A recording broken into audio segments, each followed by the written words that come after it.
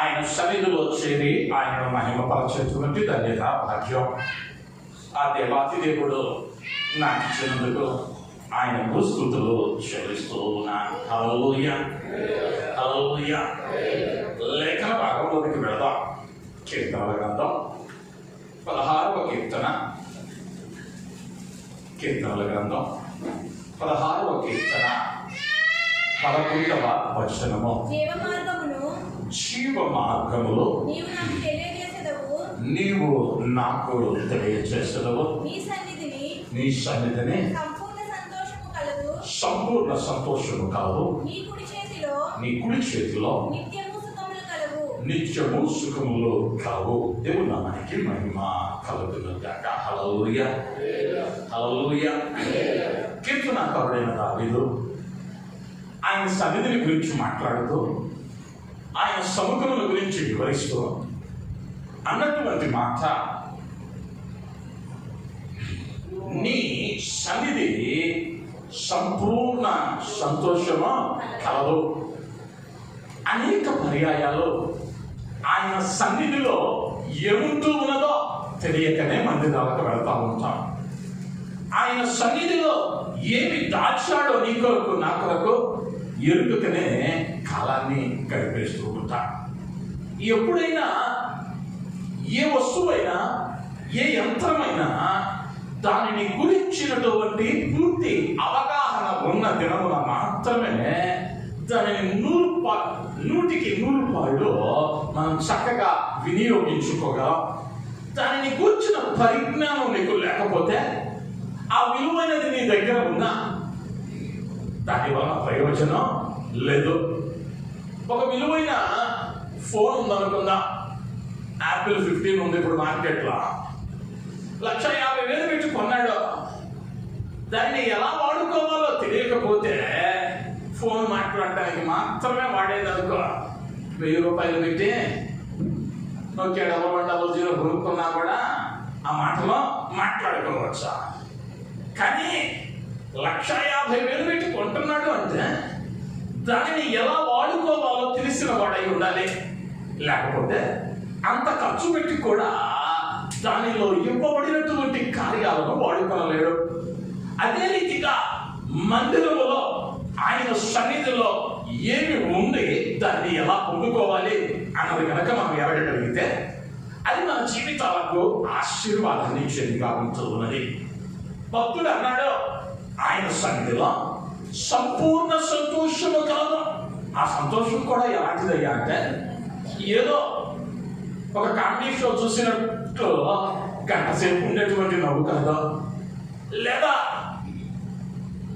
ఎవరో పక్కన వాళ్ళు ఆ మాడిపోయిన జోక్ ఏదో చేస్తే ఆ 2 నిమిషాలు నవ్వేది కాదు. ఈ సంతోషం ఎలా ఉంటుందయ్యా అంటే సంపూర్ణమైనది. ఇక ఆ సంతోషంలో 1% కూడా వేదనకు చోటు లేదు. ఆయన సన్నిధిలో సంపూర్ణ సంతోషం ఉంది. ఆ సంపూర్ణ సంతోషం నీకు కావాలి అంటే నీవు ఆయనతో సంబంధాన్ని కలిగి ఉండాలి. ఇదిలో ఆయన సన్నిధిలో నువ్వు ఏం చేస్తే ఏమి ఇస్తూ ఉన్నాడో ఆయన క్లుప్తంగా మనం ధ్యానించడానికి ప్రయత్నం చేద్దాం. మొదటిగా ఎజ్రా గ్రంథం 9వ అధ్యాయం 15వ వచనానికి వద్దాం.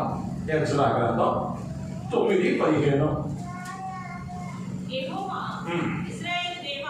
ఇశ్రాయేలు దేవా, నీవు నీతిమంతుడవై ఉన్నావు, అందువలనే మేము ఈ దినమున ఉన్నట్టుగా మేము శేషించి నిలుచున్నాము. చిత్తగించుము. మేము నీ సన్నిధిని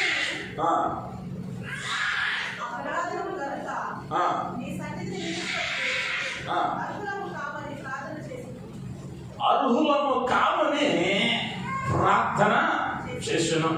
ఈ ఎజ్రా ఎవరయ్యా అంటే, పడిపోయినటువంటి యెరూషలేము ప్రాకారాలను లేపి కట్టాలని, దేవుని మందిరాన్ని పునర్నిర్మించాలని ఒక పెద్ద పనికి పూనుకున్నాడు.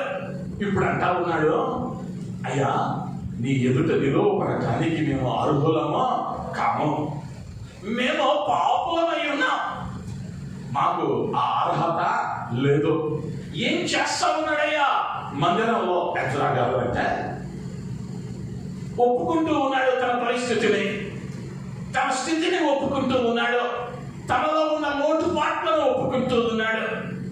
అనేక పర్యాయాలు మనం మందిరానికి వస్తూ ఉంటాం, కానీ ఒప్పుకోలేని వారముగా ఉంటూ ఉన్నా. యేసుక్రీస్తు వారు అన్నాడు, ఒప్పుకొని విడిచిపెట్టువాడు ధన్యుడు. నీ జీవితంలో ఏదైతే ఆయాసకరమైన కార్యం ఉందో, అది దేవునికి ఇష్టం లేనిదై ఉన్నదో, దానిని ఏం చేయాలయ్యా అంటే మందిరంలో ఒప్పుకొని విడిచిపెట్టాలి. దేవుని సన్నిధి ఏం చేయటానికి ఆయన ఏర్పరచాడయ్యా అంటే నీ పాపాలను ఒప్పుకోవటానికి, నీ అవిధేయతను ఒప్పుకోవటానికి అది ఆయన నియమించిన స్థలముగా ఉన్నది. మందిరానికి నీవు వచ్చిన ప్రతిసారి దీనిని ఖచ్చితంగా పాటించాలి.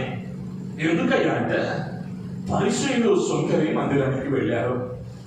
పరిసయ్యుడు ప్రార్థన చేస్తా ఉన్నాడు, అయ్యా నేను ఎంతగా భక్తి చేస్తా ఉన్నానో చూస్తున్నావుగా, దశభాగం ఇస్తున్నాను, మానక కానుకలు చెల్లిస్తూ ఉన్నాను, ఉపవాసం ఉంటా ఉన్నాను, ఆచారాలన్నిటినీ పాటిస్తూ ఉన్నా. ఆ బయట ఉన్నాడే ఆ శుంకరి వలె నేనున్ననందుకు నీకు స్తోత్రం అన్నాడు. ఇప్పుడు శుంకరి ప్రార్థన చేస్తా ఉన్నాడు. మందిరములోనికి వెళ్ళటానికి ధైర్యం చాలక ఆ మందిరపు ద్వారం యొద్ద నిలవబడి తన రొమ్ములు బాదుకొలుచు అంటా ఉన్నాడు, పాపినైన నన్ను క్షమించు. అనేక పర్యాయాలు జీవితంలో మనం కొన్ని తెలిసి చేస్తాం, కొన్ని తెలియక చేస్తాం. ఏది ఏమైనా తెలిసి చేసినా తెలియక చేసినా క్షమింపబడటం అవసరం. ఆ విధంగా నీవు మందిరానికి వచ్చినప్పుడు మొదటిగా చేయవలసిన కార్యం దేవుని సన్నిధిలో ఒప్పుకునేటువంటి వానివిగా ఉండాలి. మందిరం దేవుని సన్నిధి దేనికయ్యా అంటే ఒప్పుకోవడానికి లేదా ఒప్పుకునేటువంటి స్థలముగా మందిరం ఉంటూ ఉన్నది. అనేక పర్యాయాలు మందిరానికి వస్తాం, అనేక కార్యాల హృదయంలో దాచుకుంటాం, కానీ ఏ కార్యాన్ని కూడా నోరు తెరచి ప్రభువుతో పంచుకో. నోరు తెరచి ప్రభువుతో పంచుకో. నీవు కనుక ఆయనకు అప్పగించుకుంటూ నీ కార్యాలను ఒప్పుకోగలిగితే ఆయన క్షమించి ఆయన సన్నిధిలో ఉన్నటువంటి సంపూర్ణ సంతోషము చేత నిన్ను నన్ను తృప్తిపరిచే దేవుడు అని అనటంలో ఎటువంటి సందేహం లేదు. మొదటిగా ఆయన సన్నిధిలో ఏం చెయ్యాలయ్యా అంటే మన పాపములను ఒప్పుకోవాలి. రెండవది ఆయన సన్నిధిలో ఏం చెయ్యాలయ్యా అంటే ద్వితీయోపదేశ కాండము 10వ అధ్యాయము 8వ వచనము. ద్వితీయోపదేశ కాండము 10:8.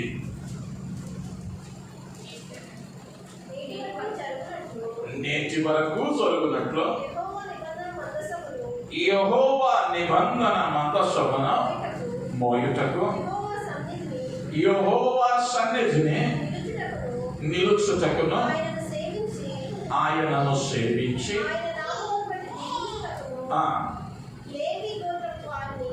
లేవి గోత్రపు వారిని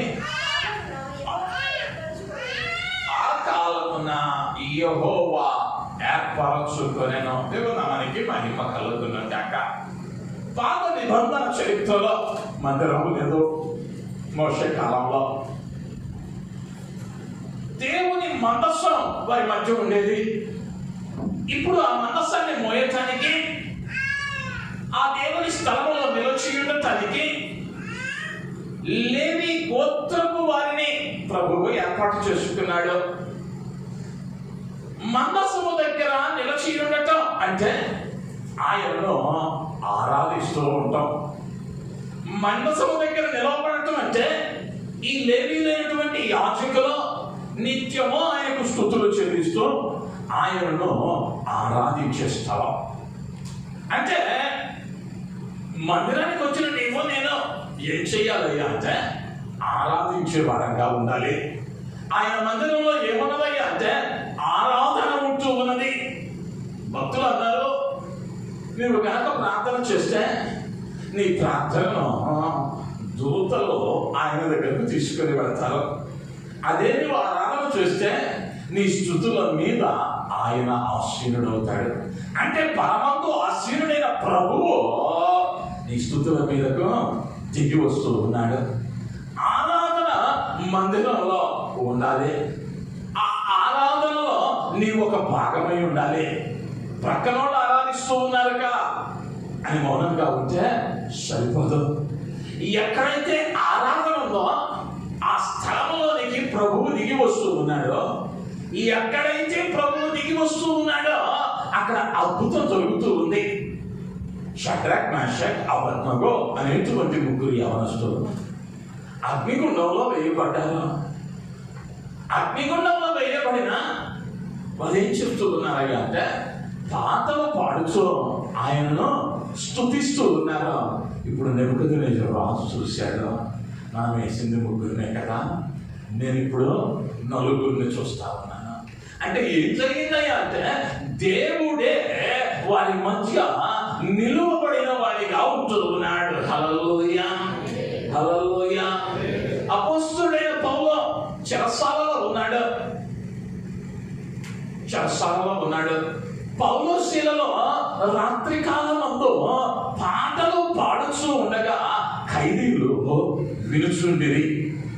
ఎప్పుడైతే పాటలు పాడారో చెరసాల పునాదులు వణికినాయి, అవి తలుపులు తెరవబడ్డాయి. జైలు యజమాని తనకు తాను హాని చేసుకోబోతూ ఉన్నాడు రాబోయేటువంటి శ్రమను బట్టి. అయితే పౌలు ఆ స్థలంలో అంతా ఉన్నాడు, నీవేమి కీడు చేసుకోనక్కర్లేదు, నేనెవ్వరూ కూడా పారిపోలేదు. ఎక్కడైతే ఆరాధన ఉంటుందో, ఎక్కడైతే స్తుతి ఉంటుందో అక్కడ అద్భుతాలను చూడగలం. నీవైనా నేనైనా మందిరంలో కూడుకున్నప్పుడు ఆరాధనకు యోగ్యుడు అని చెప్పబడిన ప్రభువును ఆరాధించే స్థలము ఆయన సన్నిధి. ఆ ఆరాధనలో నీవు భాగమై ఆయనను మనసారా ఆరాధిస్తే ఆయన అద్భుతాలు చేస్తాడు అని అనటంలో ఎటువంటి సందేహము లేదు అన్న విషయాన్ని జ్ఞాపకం చేస్తూ ఉన్నాను. మొదటిగా ఆయన సన్నిధిలో ఏం చేయాలయ్యా అంటే మన కార్యాలను ఒప్పుకోవడం నేర్చుకోవాలి.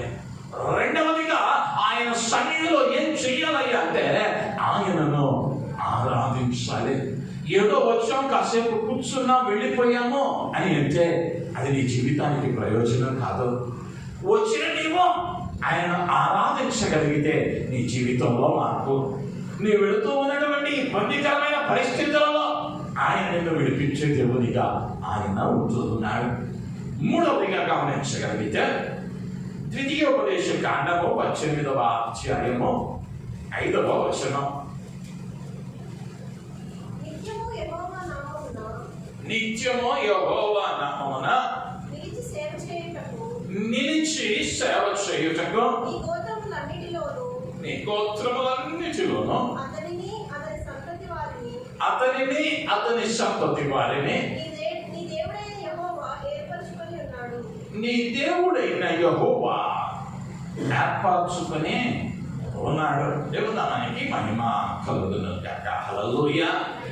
మూడవదిగా మందిరంలో ఏం చేయాలి అంటే సేవ చేయాలి. సేవ అంటే ఇక్కడ నిలవబడి వాక్యం చెప్పడం మాత్రమే కాదు, దానిలో ఇవిడి ఉన్నటువంటి ప్రతి కార్యంలోనూ మందిరంలో నీవైనా నేనైనా పారిభాగస్థులం అవ్వాలి. సేవ చేయు వారముగా ఉండాలి. సేవ చేసేటువంటి వారముగా మనము ఉండవలసిన వారమై ఉంటున్నా. ఆయన మందిరంలో సేవ చేయటం అది ఆశీర్వాదం. పరిశుద్ధులకు పరిచర్య చేయటం అది దీవెనకరం అని లేఖనం చెబుతూ ఉన్నది. అనేక పర్యాయాల్లో మనం ఏమనుకుంటామయ్యా అంటే గబాన్ని ఈ పని చేస్తే చూసే నలుగురు ఏమనుకుంటారో అని వెనకడుగు వేస్తాం. చూసే నలుగురు వారు ఎప్పుడైనా ఎలాగైనా మాట్లాడగలరు, ఎందుకయ్యా అంటే నరలేని నాలుక 40 వంకరలు తిరిగిద్ది, అది ఎప్పుడైనా ఎట్టయినా మాట్లాడిద్ది. కానీ నిన్ను చూస్తున్న ప్రభువు నిన్ను బట్టి ఆనందించాలి అంటే ఆయన మందిరంలో నువ్వు పనిచేయు అనిదిగా ఉండవలసిన అవసరం ఉన్నది. హల్లెలూయా, హల్లెలూయా. నేను ఒక వీడియో చూసా, నైజీరియా వారు ఒక విషయాన్ని తెలియజేస్తూ ఒక వీడియో చేశారు. ఆ వీడియో సారాంశం ఏంటయ్యా అంటే, ఒక మహిళ ఆ పెద్ద మందిరాన్ని నీటితో శుభ్రం చేస్తూ ఉంది. ఒక వ్యక్తి వచ్చాడు, అప్పుడే ఉద్యోగం వచ్చింది, సూటు కుట్టేసుకొని ఒక కారులో మందిరానికి వచ్చాడు. ఆ మందిరాన్ని చూస్తూ ఉన్న సందర్భంలో ఆమె ఎంతో ప్రయాసపడి ఆ పనిని చేస్తూ ఉంటే ఈయన అనుకున్నాడు, ఈమెలో పేదానే, ఇక ఏ పని లేక మందిరంలో పని చేస్తూ ఉంది అని అనుకుని ఆమెతో అన్నాడు, అమ్మా నీకు ఒక మంచి ఉద్యోగం ఇప్పిస్తాను, ఇదిగో నా కార్డు, ఎందుకు మందిరంలో ఇంత కష్టపడతావు అని అన్నాడు. సరేనని ఆమె నవ్వుతో తీసుకుని ఆమె అంటే, అయ్యా నా కార్డు కూడా నీకు ఇస్తాను, ఒక్క నిమిషం బయటికి వెళ్దామన్నాడు. ఆయనతో పాటు బయటికి వెళ్ళిందేమా, ఈమె కారు తాళం తీస్తుంది. ఆ కారును చూసేసరికి ఇంతకు ముందు కార్డు ఇచ్చినోనికి భయం పట్టుకుంది. ఎందుకయ్యా అంటే వీరి కారేమో బేసిక్ మోడల్, ఆమె కారేమో ఒక లగ్జరీ కారు. ఈ వ్యక్తి అడుగుతూ ఉన్నాడు, అమ్మ నీదేనా కారు? అవును నాదే అందే. తర్వాత ఆమె కార్డు తీసి ఇచ్చింది. దానిలో నైజీరియా దేశంలోనే అత్యంత పెద్ద కంపెనీకి ఆమె సీఈఓగా ఉంది. వెంటనే ఆ వ్యక్తి ఆశ్చర్యపోయాడు. తన స్థితిని బట్టి మందిరంలో నువ్వు మొహమాట పడవలసిన అవసరం లేదు. బయట సమాజంలో నీవు ఎంత గొప్పవాడమైనా అయి ఉండొచ్చు, కానీ ప్రభు ఎదుట మనం అందరము కూడా అల్పులమే. ప్రభువు చక్కని మాట అన్నాడు, తను తాను తగ్గించుకుని వాడు హెచ్చింపబడను, తను తాను హెచ్చించుకుని వాడు తగ్గింపబడను. నాకు కొంతమంది దాని తెలుసు. మేము ఏ బైబిల్ కాలేజీలో అయితే చదివామా, ఆంధ్రాలో కానీ చెన్నైలో మా కాలేజీలో పూర్వ విద్యార్థులు అప్పుడప్పుడు వచ్చేవాళ్ళు. వారి సంఘాలు చూస్తే ఆంధ్ర రాష్ట్రంలో 500 మంది 1000 మంది వస్తారు. అంతమందికి సేవకులు వాళ్ళు. కానీ ఎప్పుడైతే చెన్నై వస్తారో మా ప్రిన్సిపల్ గారికి కొంచెం షుగర్ ఎక్కువ, కాళ్ళు వాసిపోతూ ఉంటాయి. ఈ 1000 మందికి పాస్టర్గా ఉన్న సేవకుడు ఏం చేస్తాడయ్యా అంటే ఆ దైవజనుడి పాదాల దగ్గర కూర్చొని ఆ కాళ్ళను మంతన చేస్తూ ఆశీర్వాదాలను పొందుకునే వారిగా ఉన్నారు. దేవుని సన్నిధిలో లేదా దేవుని సముఖంలో పని చేయటం, అది కుర్చీ వేసావో చాపేసావో లేదా బూజు దులిపావో ఊడ్చావో, ఏది చేసినా ఆయన మందిరంలో సేవ చేసినట్లే. ఆయన మందిరంలో నువ్వు పని చేసిన ప్రతి పనికి ఆయన నిన్ను ఆశీర్వదించే దేవుడు అని అనటంలో ఎటువంటి సందేహం లేదు. మొదటిగా ఏం చేయాలయ్యా అంటే ఆయన సన్నిధిలో పాపములను ఒప్పుకోవాలి. రెండవదిగా ఆయన సన్నిధిలో ఆయనను ఆరాధించాలి. మూడవదిగా ఆయన సన్నిధిలో సేవ చేయాలి. నాలుగవదిగా మొదటి రాజుల గ్రంథం 17వ అధ్యాయం 1వ వచనం.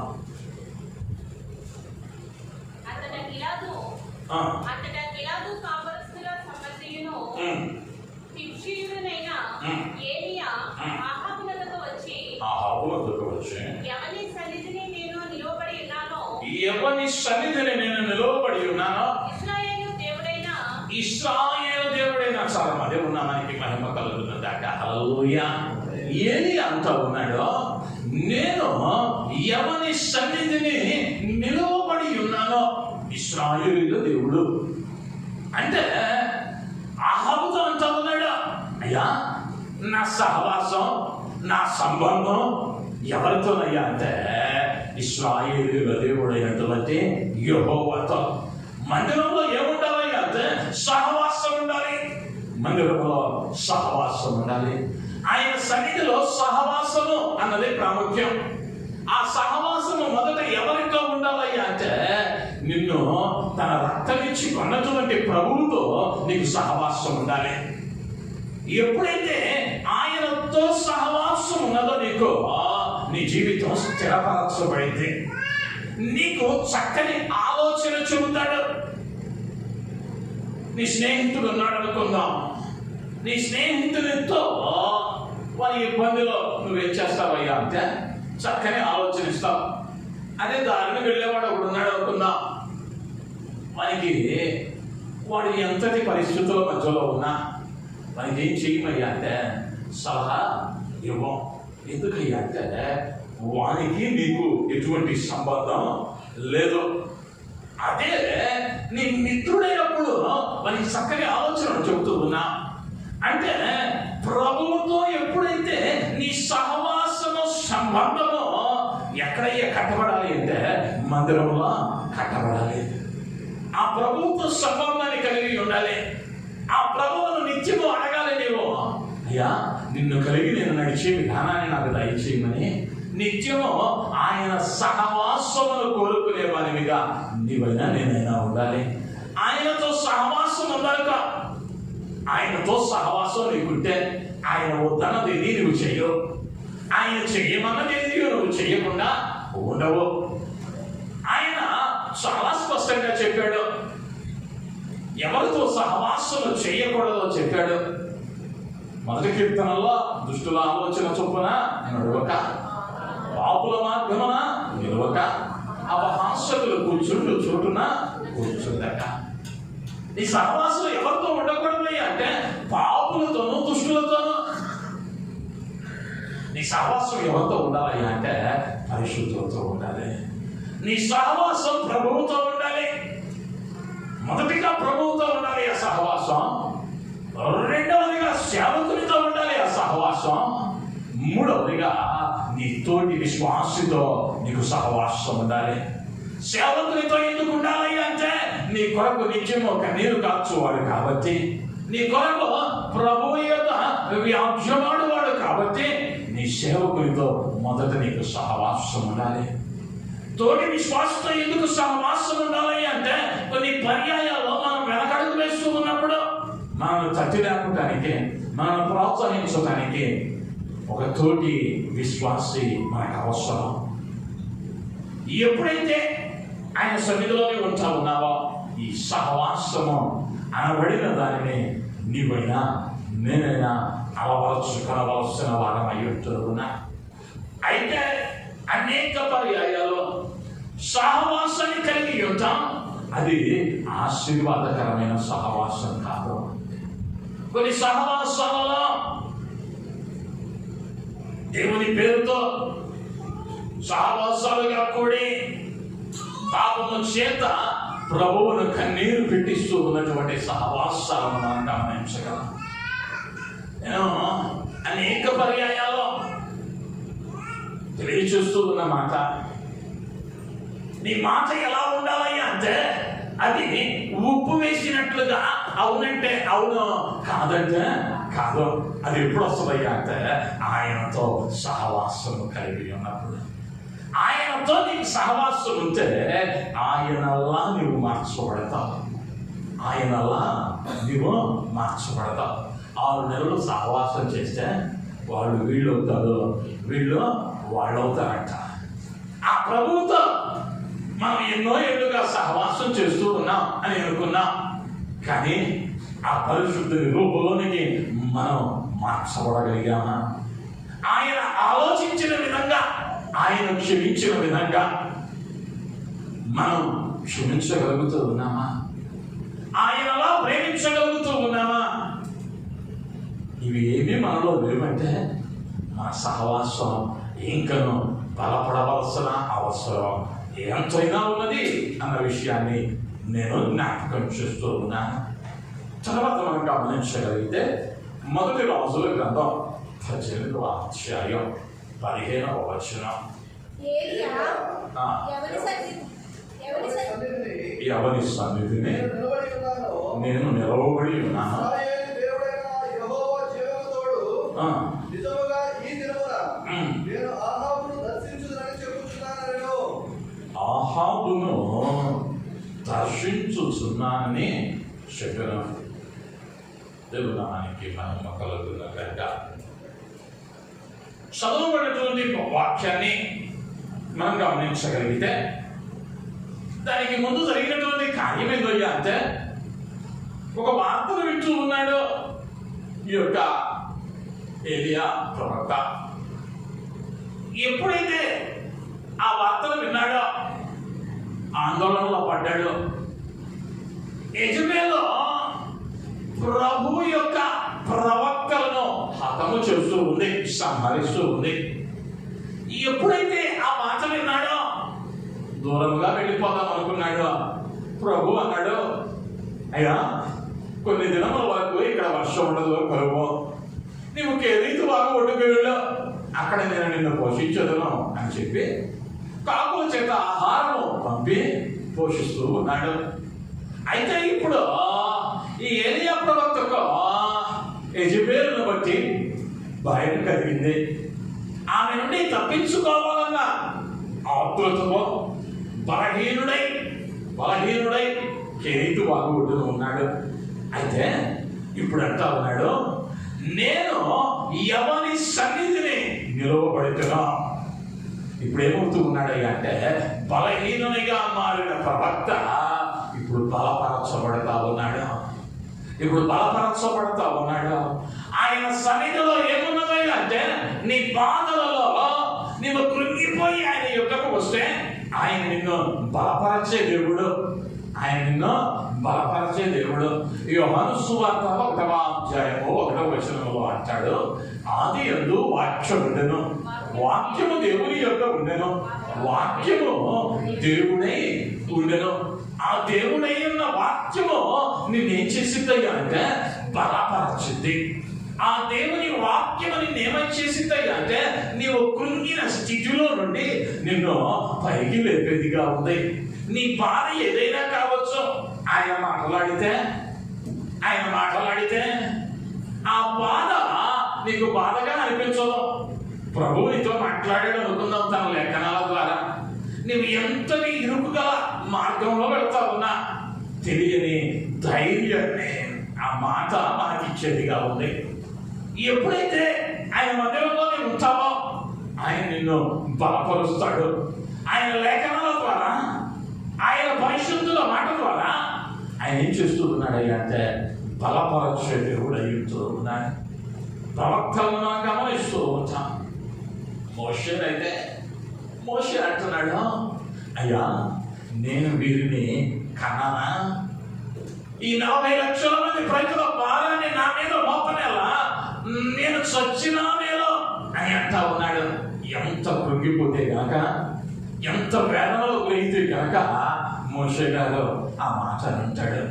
కానీ ప్రభు అంటా ఉన్నాడు, మోషే నేను నీకు తోడుగా ఉన్నా. ఆ మాట ఏం చేసిందయ్యా మోషేను అంటే, ఇశ్రాయేలు జనాంగాన్ని ఇంకనూ ముందుకు నడిపించడానికి బలాన్ని ఇచ్చింది మోషే గారికి. అదే రీతిగా నీవెప్పుడైతే ఆయన దగ్గరకు వస్తూ ఉన్నావో, ఆయన సన్నిధిలో నిలవబడుతూ ఉన్నావో, ఆయన మీద ఆధారపడుతూ ఉన్నావో, నీ బాధలో ఆయన వాక్యము నిన్ను బలపరిచేదిగా ఉంది. కొన్ని పర్యాయాల్లో ప్రార్థించడానికి కూడా మనస్సు రానటువంటి ఇబ్బందికరమైన పరిస్థితుల్లోనికి నెట్టబడతాం. ఆ సమయంలో ఆయన మాట కనుక చదవగలిగితే ఆ మాట ఏం చేసిందయ్యా అంటే నిన్ను బలపరచింది. ఈ వాక్యమే దేవుడై ఉన్నాడు. ఆయన దగ్గరకు రాగలిగితే ఆయన సన్నిధిలో ఆయన మాట చేత నిన్ను బలపరచేటువంటి దేవుడు అని అనటంలో ఎటువంటి సందేహము లేదు. చివరిగా మనం గమనించగలిగితే 2వ రాజుల గ్రంథం 5వ అధ్యాయము 16వ వచనం. 2వ రాజులు ఎలీషా ఎవరి సన్నిధిని నేను నిలవబడి ఉన్నాను, ఇశ్రాయేలు దేవుడైన ఆ యెహోవా జీవముతోడు నేనేమియో తీసుకోనని చెప్పాను. దేవుని నామానికి మహిమ కలుగుతుంది గాక. హల్లెలూయా. ఎలీషా ప్రవక్త యుద్ధకు నయమాను అనేటువంటి వాడు వచ్చాడు, సైన్యాధిపతి.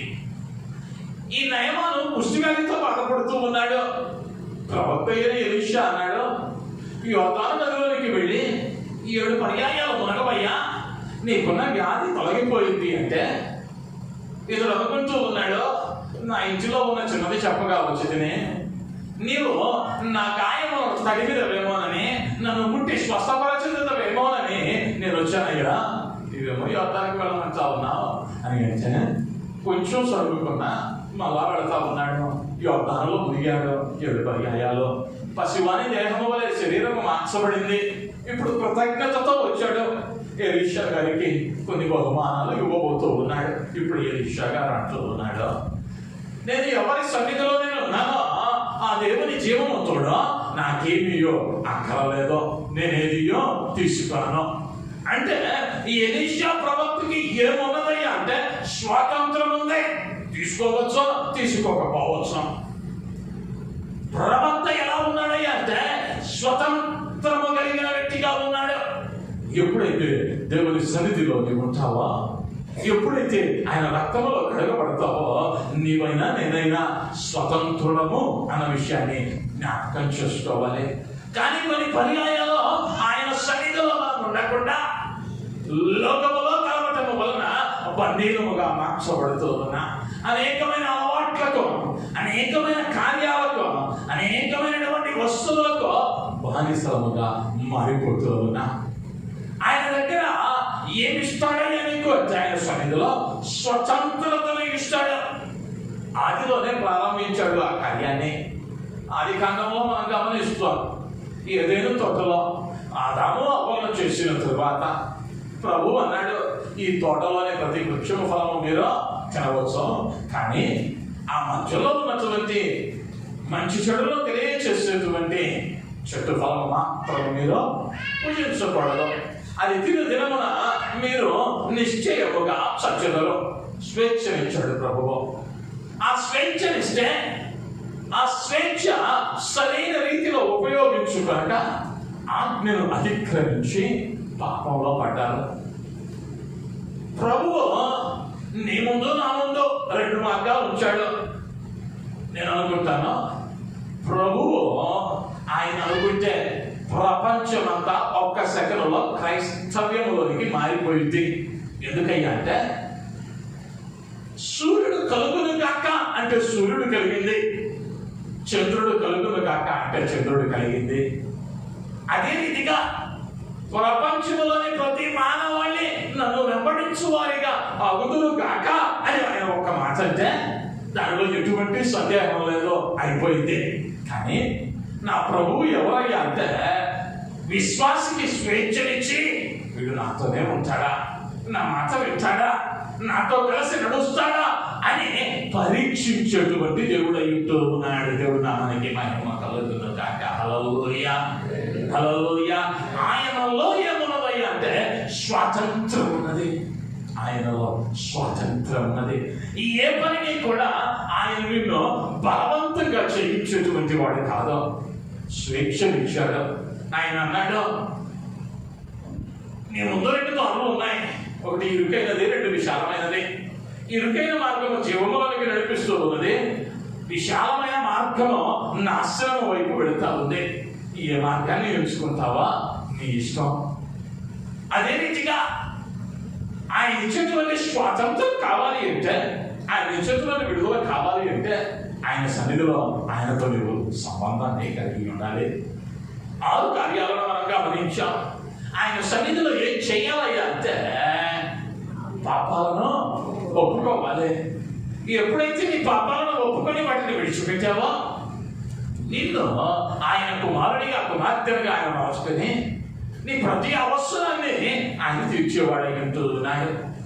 రెండవదిగా ఆయనను ఆరాధించాలి. ఎప్పుడైతే సంఘముగా కూడుకొని ఆయన ఆరాధిస్తూ ఉన్నామో ఆ సంఘము మధ్యలో జీవము కలిగిన దేవుడు నిలవబడుతూ ఉన్నాడు. ఆయన ఎక్కడైతే నిలవబడ్డాడో అక్కడల్లా అద్భుతాలను మనం చూడగలం. మూడవదిగా ఆయనకు సేవ చేయాలి. మందిరంలో నీ స్థాయిని బట్టి సిగ్గుపడాల్సిన పరిస్థితి కాదు. నీవెంతటి వాడవైనా నువ్వు ఎంతగా ప్రయాసపడతావో మందిరంలో, ఆ మందిరంలోని ఆశీర్వాదముల చేత ఆయన నిన్ను తృప్తిపరిచే దేవుడు అయి ఉంటున్నాడు. దానిలో ఎటువంటి సందేహమా లేదు. 4వదిగా సహవాసము కావాలి. ఆ సహవాసము దేవునితో ఉండాలి. ఆ సహవాసము సేవకునితో ఉండాలి. ఆ సహవాసము తోటి విశ్వాసంతో ఉండాలి. 5వదిగా బలపరచబడే స్థలము. నీవు కుంగిన వేళలో, నీ వేదనలో, నీ ఇబ్బందిలో ఆయన ఏం చేస్తాడయ్యా అంటే నిన్ను బలపరచు దేవుడై ఉంటూ ఉన్నాడు. చివరిగా ఆయన ఏం చేస్తూ ఉన్నాడయ్యా అంటే ఆయన మందిరంలో నీకు స్వతంత్రతను ఇచ్చిన దేవుడై ఉంటూ ఉన్నాడు. ఆయన ఈ 6 కార్యాలు మన జీవితాల్లో అన్వయించుకోవడానికి తగిన జ్ఞానము ప్రభు మాకు ఇచ్చులాగిన తల ఉంచుదా చిన్న ప్రార్థన. కృప కలిగిన మా యేసయ్య, దయ కలిగిన మా తండ్రి, ఉదయ కాలంలో నీ సన్నిధిని గురించి నీవు మాతో మాట్లాడిన అద్భుతమైన మాటలను బట్టి వందనాలు అయ్యా. నీ సన్నిధిలో పాపాలను ఒప్పుకునే వారంగా, నిన్ను ఆరాధించే వారంగా, నీకు సేవ చేయు వారముగా, నీతో సహవాసము కలిగి ఉండు వారముగా అయ్యా, నీ చేతితో బలపరచబడి వారముగా, స్వతంత్రము కలిగిన వారంగా మేము ఉండటానికి అయ్యా నీవు సహాయం చేయమని, అది జ్ఞానమును నాకు మాకు మా అందరికీ దయచేసి నీలో బలపరచమని నీ చేతులకి అప్పగించుకుంటూ యేసు నామములో అడిగి వేడుకుంటున్నాము తండ్రి.